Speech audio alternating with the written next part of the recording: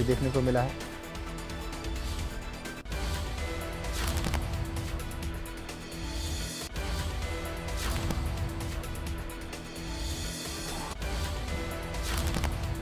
तो ये बड़ी जानकारी आपके बीच रख रहे हैं, जहां उपराष्ट्रपति पद के लिए वोटिंग लगातार जारी है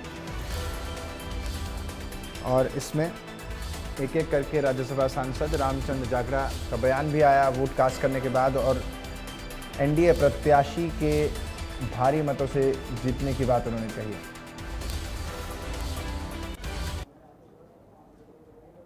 चुनाव पर मतदान लगातार जारी, और इस मतदान पर चर्चा के लिए हमारे साथ हैं हरियाणा से राज्यसभा सांसद रामचंद्र जांगड़ा जी।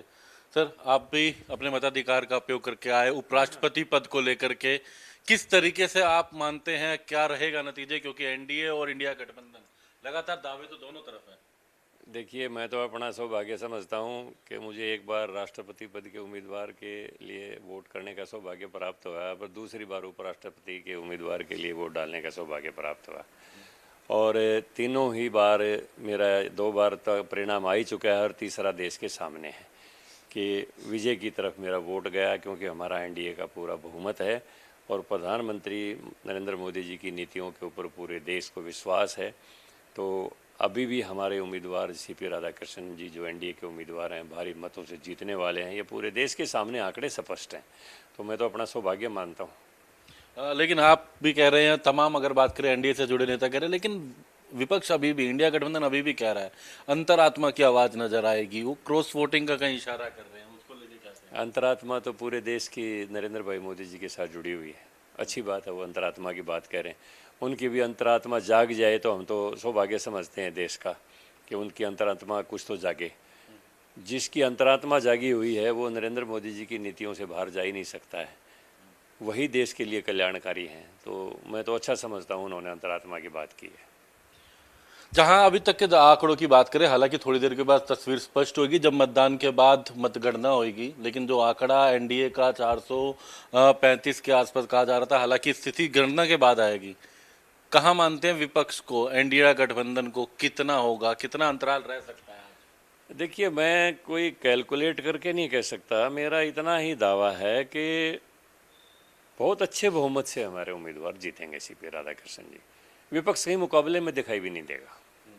तो सुबह तमाम, क्योंकि बड़े बड़े नेताओं को अलग जिम्मेदारी दी गई थी, जिस तरह के हरियाणा, पंजाब, हिमाचल, ये सारी जिम्मेदारी मनोहर लाल जी को थी। इसी तरीके से अलग अलग नेताओं को, बड़े नेताओं को उस राज्यों की थी। जो यहाँ जिम्मेदारी थी 5 राज्यों की, सुबह दिखा वो भीड़ पूरी संख्या थी यहाँ पर मनोहर लाल जी के यहाँ। देखिए, सभी जितने भी मंत्रियों के पास माननीय सांसदों का सुबह का नाश्ते का प्रोग्राम था, जैसे मध्य प्रदेश के माननीय शिवराज सिंह जी चौहान के पास थे, तो हरियाणा, पंजाब, उत्तराखंड और हिमाचल प्रदेश के माननीय मनोहर लाल जी के पास थे। तो ये एक औपचारिक बिल्कुल सभी लोग गए हुए थे, हिमाचल के भी हमारे, उत्तराखंड के भी, हरियाणा के भी, पंजाब के भी, जितने भी हमारे सांसद हैं सब गए हुए थे। और जीत के बाद तो जश्न होते ही हैं, जैसा पार्टी का मैसेज अब आ जाएगा।